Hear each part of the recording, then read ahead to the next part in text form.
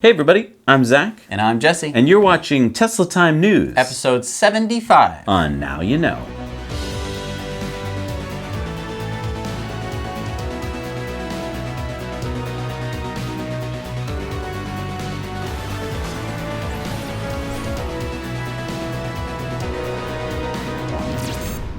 All right, there is a new Tesla update coming to the app. And what does this do? So this is for winter weather. We've got it here. Something that Elon had been tweeting about in December. And what this update will allow you to do is when you're preconditioning your car, it will also turn on your seat heaters and defrosters automatically in cold weather for your comfort and convenience. And if you've got heated steering wheel or wiper blades, it'll also activate that. Yep. So when you start your next drive, your climate settings will automatically revert to your previous settings. You will need to have version 2018.4 or above, which Sparky does not have yet. Yes, but they're rolling out to all the cars, so check those out. A quick Model 3 update is that Tesla is bringing Model 3 displays now to Chicago's Gold Coast store and the Washington State Bellevue store. So if you are in that area and you want to check out the Model 3, definitely go check those out there. And as we learned about in the earnings report, initially there have been concerns whether the Model 3 would cannibalize S and X sales. It turns out the opposite is true. More people coming into the stores means more people are seeing all the cars, and the S and X are selling really well, along with the Solar and Powerwall. Yep. Last summer we went and saw a Formula E race up in Montreal. I want to thank Sobi and Max again at eVoto Rentals for putting us in a Model S and taking us to the Formula E race. That was awesome. But the bad news is this year in Montreal there isn't going to be a Formula E. No, so that's the bad news, but there is good news. So we got an amazing close-up of some of the cars. Yeah. They were sort of like Formula One cars that had been sort of converted into Formula E cars, and they had kind of small batteries. And that's right. Halfway through the race, they'd have to swap cars. Right. Well, now they don't have to because they are getting a new generation of cars. So the second generation of cars have twice the energy capacity, which doubles the range, which means no weird mid-race swap. That's nice. And they have new motor technology, which means faster speeds.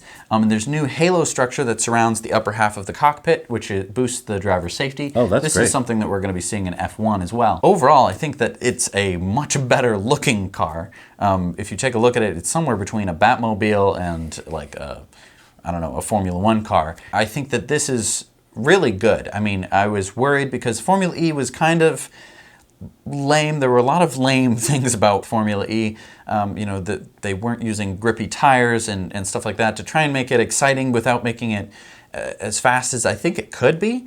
But hopefully this is sort of a step in the right direction to get Formula E up to, I would say, up to par with Formula One. Yeah, and I think accelerate past Formula One in the future. CATL might become China's biggest battery manufacturer. Okay, so CATL stands for Contemporary Amperex Technology Limited. Yeah, and so they're planning to raise $2 billion by selling about a 10% stake in their stock. This stock sale would finance the construction of a 24 gigawatt hour battery cell plant, which would be second in size only to the Tesla Gigafactory. Wow. Now, this would allow them to quintuple their production capability and make them the world's largest electric vehicle battery cell manufacturer, ahead of Tesla, BYD, and LG Chem. Wow. This factory would go fully online as soon as 2020, if everything goes according to plan. Now, China surpassed the US in 2015 to become the world's biggest market for electric cars. They sold 777,000 units last year. They could surpass 1 million this year. Wow. Volkswagen, BMW, and Hyundai would all be using CATL batteries in China.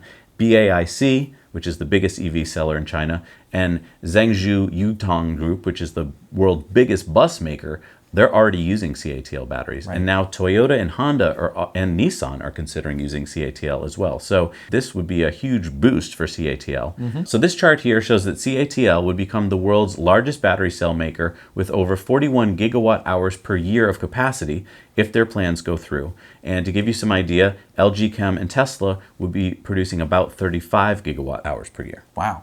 So this is pretty awesome. And it shows that they get it. Right. They know that batteries is the future. Now here's a company I don't think that does get it.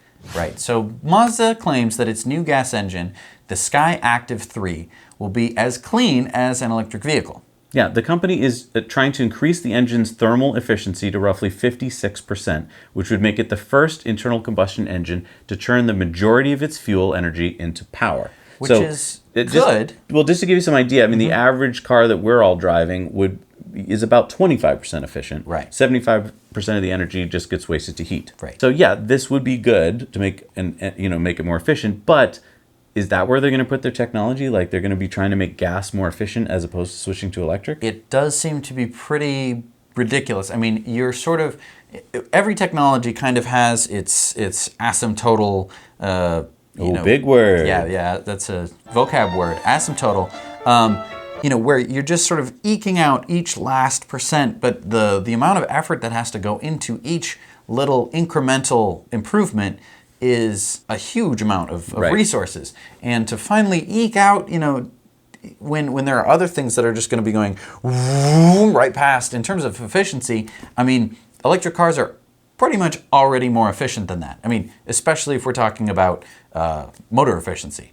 I think we're talking in the high 90%. Throughout history, the companies that put their resources into doing that, getting the last little bits out of something, rather than just being innovative. Right. It's time to pivot, Like all the other car manufacturers are doing it. Not to say if they all jumped off a bridge you should do the same thing, but they're all going electric. I think that they're not all completely brain dead. So this is a delivery system. It's fully autonomous. It's called Nuro. This is a Silicon Valley startup. They're about 18 months old. So this Nuro would go 35 miles an hour. That's the speed limit. It weighs 1,500 pounds, which is mostly battery weight, and it's 3.5 feet wide, and each can carry about 250 pounds. And the interior can be customized. So for instance, if you wanted to deliver groceries, you could put a refrigeration unit in there. Yeah. And they've gotten $92 million in venture capital. So they're a serious company. Right. Something to point out, if they could pull this off, it could be a huge money saver, because UPS, for example, they deliver about 19 million packages a day. And if you exclude management and pilots, they employ roughly 353,000 people and spend 57 cents of every dollar on compensation and benefits. Right. So eliminating people to deliver packages and stuff would be a huge efficiency boost. But there are a couple things about this that are cons, I would say. Yeah, one is that they have no manufacturing agreement yet, so they don't have any plans of how they're going to build it. And the second is you have to go outside and get your stuff out of the car, or it will have to sort of just, I guess, sit there and wait for you. Maybe they could design a little thing that just goes bloop and pushes it out into the sidewalk. It seems like you could design something like that. Like, I don't think that there's any reason why this couldn't work. Right. I'm just saying, as it stands right now, that what they've been showing us means that I'm going to have to get out of bed or, I guess, be home when my package gets delivered. I don't know. Neuro co-founders Robert Ferguson and Zhujun Zhu, they helped build the software platform for Waymo, so they know what they're doing there. They said most of these things sort of drive like my grandma. If someone's inside the vehicle, that's annoying. If no one's inside the vehicle, that's actually a strictly positive thing. So by getting humans out of this, I guess that saves a lot of resources, but they haven't figured out how to get the package from the Neuro to your door. Remember this, Jessi? We reported on it a while ago. This is an electric ferry that was built in 2015. And you might ask, well, why is this a news story? They announced at the Nordic EV Summit in Oslo last week that the numbers are more impressive than they anticipated. Wow. So CO2 emissions are reduced by 95%, and the operating costs are reduced by 80%. Wow. And that means that 53 further orders have been placed with the shipbuilder Fjellstrand. Wow. 80% reduction in operating costs. Yeah.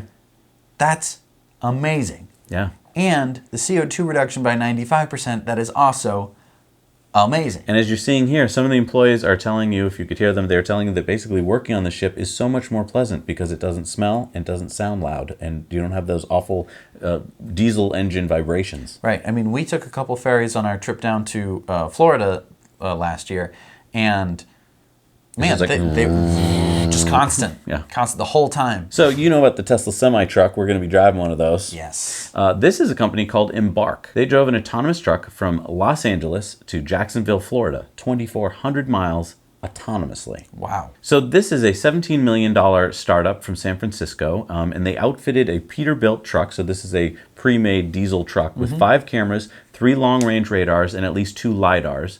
And they drove it from LA to Jacksonville, Florida. So they did this autonomously, but only on the highways. That's correct. So they still had professional drivers that were ready to take over at a moment's notice. Yep. And took the truck off the highway when it needed to fill up with gross, icky diesel fuel. Yep. And when it, then drove it back to the highway and got back on the road. Yeah, they plan on acquiring 40 more semis within the year for further testing. I think it's just cool. I mean, obviously I don't want them to be diesel, but the technology part is really cool. Right. So what's this car? So this is something we've seen before, the Jaguar I-Pace. Oh, but why does it look so decked out? Sporty. Yeah. That is because it is going to be part of eTrophy. eTrophy is going to be Jaguar's exclusive racing series that is going to basically be piggybacking on Formula E.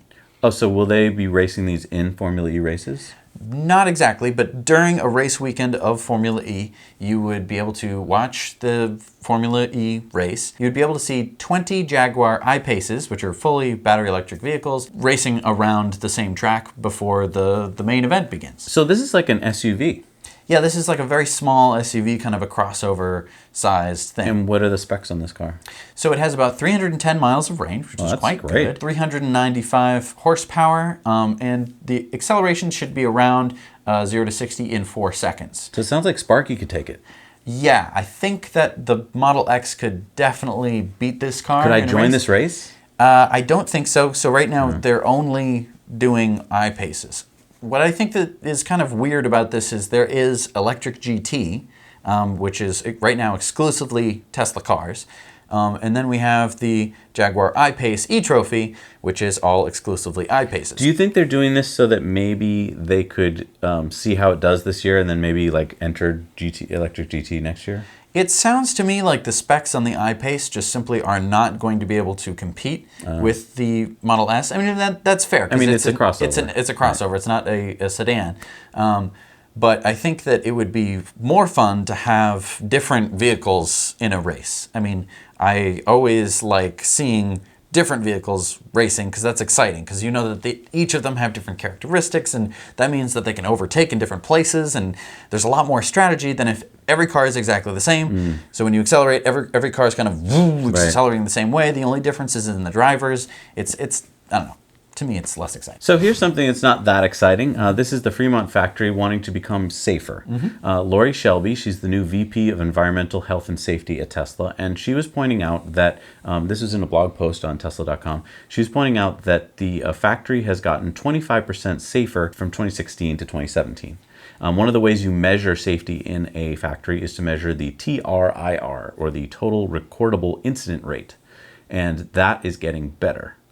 But she says it's not perfect and she wants it to get a lot better. Right now, the factory at Fremont is about at industry average and she wants that to get better. She said first, nearly 2/3 of Tesla's recordable incidents involve ergonomic issues caused by repetitive tasks. So if you're doing the same thing all the time, you're going to get hurt. And that's why the Model 3 was designed with ergonomics in mind, and why our incident rate will drop significantly as we ramp Model 3 production and continue to introduce preemptive measures. So next thing that was interesting to me was when the Fremont factory was owned by NUMMI, which was a joint between Toyota and GM, they had a very high TRIR, which was about 19 at one point. It averaged 12, and Tesla's average last year was 6.2. Wow. So already half of what it was before. Yeah. Interesting things here. It used to be last year that at Tesla, if you got injured and you had to be put on a easier job, your pay would go down. So if that job sucks, kind of sucks. They've changed that now. If you get injured and you're put on a simpler job, you will keep the same pay that you had before. And if you're so injured that you can't do that job at all and you have to go, let's say they'll put you to work at like the YMCA or a library or a food pantry, you'll continue to get your regular compensation. Oh, so they would put you to work doing community service and pay you for it. Right. The same that you would be paid to do the work that you were going to do anyway. Exactly. That's really nice. Next thing is they're putting in a new training center where all production employees learn the basics of manufacturing, the importance of ergonomics, how to do their job safely. That's all before ever stepping on the production line. They're also hiring a new medical director to oversee their expanded 24/7 in-house medical center. They're also going to have an early intervention program with athletic trainers who will work proactively with employees on the line to address aches, pains before they become injuries. And lastly, they're going to have a twice-week audit to make sure that everything is being done properly and no one's getting strained and there's no more repetitive injuries. Wow, I think I know it's a little thing, but to me it's a big thing because that's a lot of, there's 33,000 workers and now they're making sure that they all get treated really well. That's really nice. We've talked about the Tesla Hornsdale battery, the biggest battery on Earth, or at least at one point. We do this every week. In Australia, we talk about this all the time, but it could pay for itself within a year of operation. This is insane, and we've talked about how they've been making lots of money by, basically playing the energy market. But it's just amazing what this battery could do. Yeah, so there's something called a network service called FCAS, which is Frequency Control and Ancillary Services. What this basically means is when a power plant is going to go offline, there may be like 4 hours where there's scheduled maintenance of some power plant, and during that 4 hours, they need power from somewhere. Yep. So if you own a peaker plant, you go, hey, I'll sell you some power. Right. And you sell it at this rate. Look at this chart. Do you see down below? How many zeros are behind that? Do you see the line at the bottom? It's Right. like electricity at a normal rate, Right. right? And then it shoots up to like $12,000 per megawatt hour. That's highway robbery. Yeah. And they know this, and that's why they schedule maintenance. This block that you're seeing here, Yeah. this just typical day, this was scheduled maintenance that everyone knew was coming weeks in advance. Oh wait, that's peak hours. Like that's when you need the most Exactly. energy. It's almost like they did it on purpose. But guess what? The Tesla battery was able to go, oh, you need some power for those 4 hours? Right. Here you go. Yeah. And they were provided at a much cheaper cost. So not only is it going to have itself paid for within a year, it is also saving just regular Joe Schmoes money. Yeah. That is amazing. It's not only saving people money, but it's also making money for itself, enough to pay for itself within a year. That is awesome. Yeah. So after 2 years, it sounds like they should just buy another one. Exactly. I think they that are. makes almost the most sense possible. So what is this? So this is called the EHang. Whoa. I think we've talked about this before. There's someone in there. Yeah. There's someone in there. Yeah, and he's flying it. What? So this is a Chinese drone Is this CGI? maker. No, this is real. This is the EHang. It's a Chinese drone maker, I guess. And yeah, they make drones that you can fly in. Really? Yeah. So these apparently have one-click takeoff and landing, a 25-minute... Whoa. One-click takeoff and landing? Yeah. I don't need to know how to fly it? Well, like just how we have had a drone where you could just take it off by pressing a button on an app. It's pretty much the same technology, just scaled up a little bit. Seriously? How far can it go? It is a 25-minute cruise duration. That's good. A 260-kilogram net weight and 100 kilometer per hour flight speed, 1 hour charging time, and it can carry 100 kilograms payload with a cruising altitude of 500 meters. So, well, it's pretty cool, right? You want to sign up for a ride? I feel like I'll wait a few months. Yeah, years? I really think it's cool, but I don't know why time. it freaks me out because, helicopters freak me out, but this, I don't Well, this has redundant systems, it says. It says it has redundant systems. The thing that I like about helicopters is even if you lose your engine, you can still land it using auto rotation. Can you do that with drones? No. Oh. You can't do that using this drone. Now, I think that, there are two motors. There's one motor that's going up and one motor that's going down, and they're both spinning. So I'm assuming that, this one motor could take over if this one failed. I see. But, what if both of them failed? Like, what if, a bird came and hit that arm and that fell off? I would like to see some propeller protection. Yeah, no propeller guards. It's kind of weird. Maybe that's an upgrade. Maybe it's just too heavy. I don't know. Hey, it's time for the lightning round. All right, lightning round. Let's put 120 seconds on the clock here. Okay. Okay, 2 minutes, starting now. Okay. All right, so John McNeill, who is the president of service and sales at Tesla, is leaving to work at Lyft as the new COO. Bye, John. Bye. All right, Hyundai has just completed its world's first autonomous fuel cell EV autonomous drive through Korea. Yeah, 190 kilometers from Seoul to Pyeongchang. That's not how you say it. Pyeongchang? We've got to include all of this. Oh, crap. Yeah. All right. Apparently, there were a bunch of different cars that made this trip. They were all fuel cell vehicles. Let's see. There was the Nexo? Nexo, And the G80. The G80, which are two Hyundai cars. Yeah, this is level 4 self-driving. Pretty amazing. All right.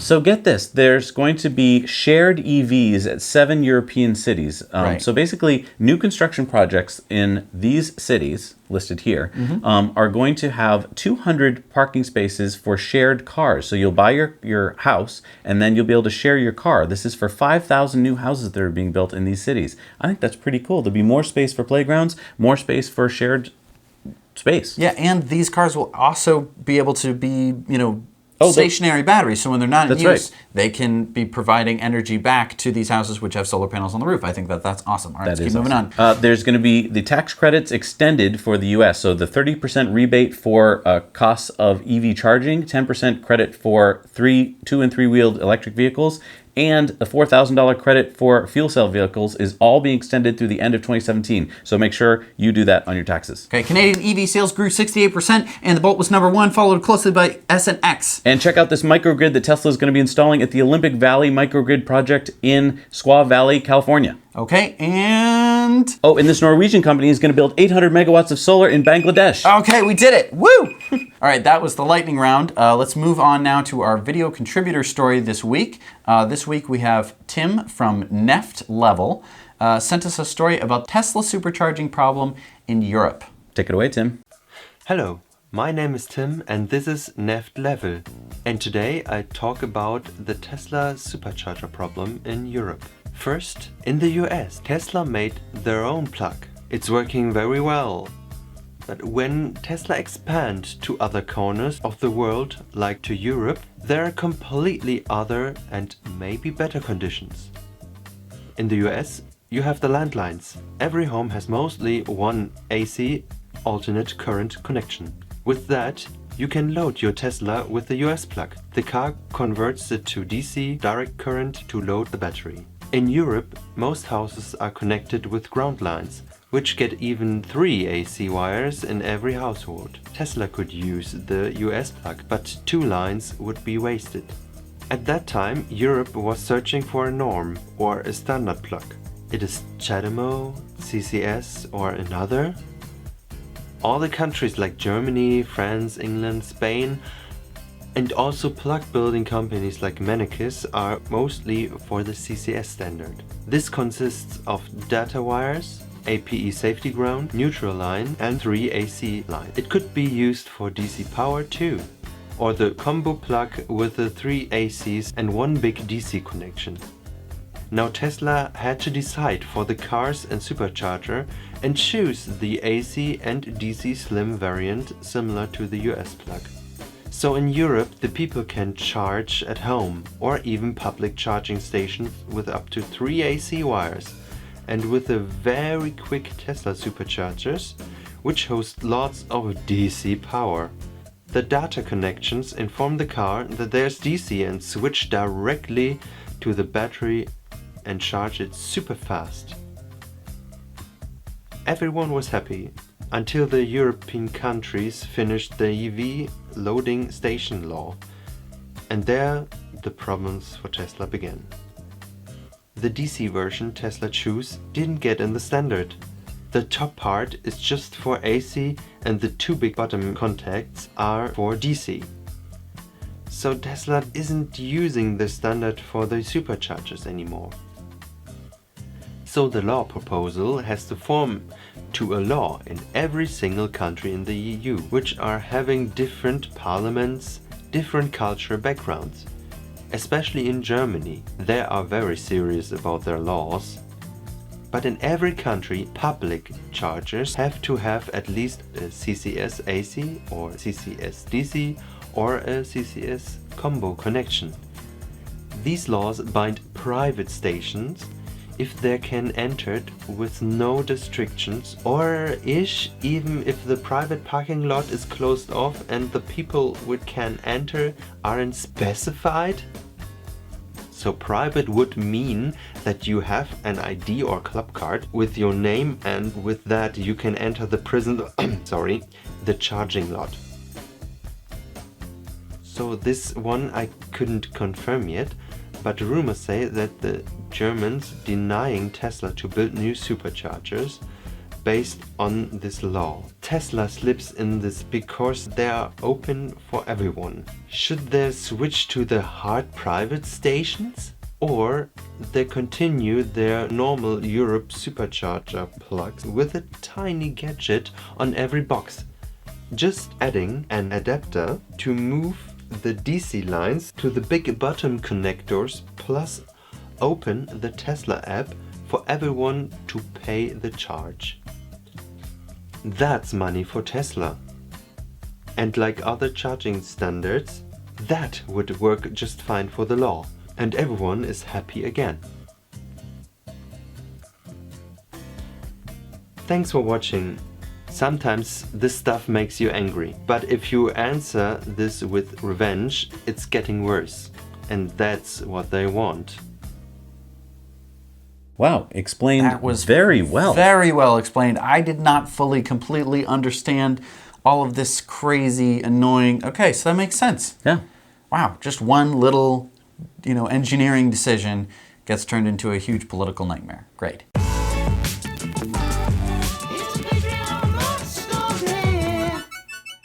It's time now to go to the Patreon bonus story. So head on over to patreon.com if you want to check that out. You can watch it for as little as $1 a month. We do 4 stories per month, so that's about 25 cents per story. And if you want to help us out with the new Spotify playlist for the Starman Voyage, head over there, we'll explain it to you. We're back from our Patreon bonus story, and it's time to thank our Patreon supporters who give us $5 a month or more. The first supporter here is... Dwayne Lindsay. Rick Ramsor. Jeff Urbez. Military CAC. Adrian G. Pop. Eric Larson. Dennis Hanchar. And Jessi McCormick IV. Thank you so much, guys, for supporting us. Yeah, you guys absolutely rock. I want to mention briefly that we have a cool perk, which is a live question and answer with yours truly. Every month, we will do a live chat, basically, with everybody. You can type in your comments and questions, and we will try and answer as many as possible and talk to our wonderful Patreon supporters. So if you're interested, you can head over to patreon.com and check it out. All right, it's time for Elon's Tweet of the Week, and this week was, of course, about the Falcon Heavy launch. I mean, look at that. Look at, it's like he's driving away from the Earth, except he's going much faster than you could ever drive any car. All right, it's time for Community Mail Time. Community Mail Time. Look at this, Jess. This is the line of waiting Teslas at the Supercharger at the West Melbourne, Florida Supercharger after the Heavy launch. Wow, so a lot of Tesla owners went to go see a Tesla get shot off into space. That's fantastic. Remember our friend from Poland, Arkady Fiedler? He is with Podros, and he was going to drive from Cape Town in South Africa all the way north to Europe in a Nissan Leaf. We did an interview with him. I just found out that he just arrived in Cape Town. Wow. And he's hopefully going to... starting on his journey. Yeah. Wow. So you can see our interview with him over here. And you can also, I think we're going to be hearing from him during this show in the future. So definitely stay tuned for that. You know, I found out that Florida, which has a population of 26 million people, and Vermont, which has a population of 700,000 people. Yeah. Well, get this. Vermont has 37,000 homes with solar energy. Okay. Florida has 98,000 homes with solar energy. That sounds like, oh, wow, 3 times as many. Yeah. But Florida has like 30 times more people. Right. Why is this? Right, especially since Florida, it's a lot more sunny in Florida than it is in Vermont. Yeah, what's up with you, Florida? Look at their governor. Let's just look at their governor. Exactly. Wonder why. I wonder why. So our Patreon viewer comments of the week, we had posted a poll on Patreon to ask, are you worried about there being no binnacle, that's the little driver's side information in front of the wheel, on the Model 3? And 139 people said, no, I am not worried about that. And 17 people said, yes, I'm concerned about that. Okay. So I thought that was pretty interesting. Yeah. Also, we asked, what is in the trunk of Elon Musk's cherry red Tesla Roadster that's being launched to Mars? And Adrian G. Pop said, the plans for the first Mars Supercharger. Nice. That is an excellent answer. I hope maybe the whole Supercharger's in there. I'm just kidding. That Roadster is a very small trunk. It's time for Superchargers. All right. And remember that on our website, I think we have the only place in the world where you can see a map with all the destination chargers, all the Superchargers, and video reviews of both. Right. So, And you can upload yours there, too. right. Yeah, we need to populate this giant map full of hundreds of thousands and thousands of superchargers and especially destination chargers with video reviews. So that way when people want to go charge there, you can head over to our website, go look and see, oh, this destination charger, it has such amenities, because there'll be someone wonderful, like maybe you, doing a review. So go head over there, look at the map, see if there's any destination or superchargers close to you. And then go review them. Go review them. It'd be super fun. Yeah. And then we can, check them out on this show, and everyone can see them online. So this week we have some new superchargers going online. What do we got? We have an 8-stall in Strongsville, Ohio. We have an 8-stall in Sheffield, Ohio. Wow, so 2 in Ohio. Lucky folks. Number 6 in Taiwan is a 14-stall in Kaohsiung City, Taiwan. Number 472 in the USA and number 1160 in the world is the 16-stall in Phoenix, Arizona. And it's time to see some of our awesome supercharger reviews. Here they are. Hi, Zach and Jessi. This is Tim Freiberger on my way from Columbus, Ohio to Hays, Kansas, stopping in Independence, Missouri at a supercharger station here at the Bass Pro Shop. And then we have this Stony Creek looks like Convention Center Hotel, and over here is a Duluth Trading Company. The road leading in here has several places where you can stop and eat along the way. A lovely stop, one of my favorites. If you get a chance to pass through Independence, Missouri, I recommend stopping here at this supercharger. Hope you have a great day, and I'll see you later. Hey, Zach and Jessi. I'm Kendall, and I'm here at the Kennewick, Washington Supercharger. There's a Tesla charging over there. We are right next to a gas station at the Fred Meyer's here in Kennewick. We're a part of the Tri-Cities. There are some eating places around. We have a Aztec restaurant over back there, as well as Panda Express just down the road.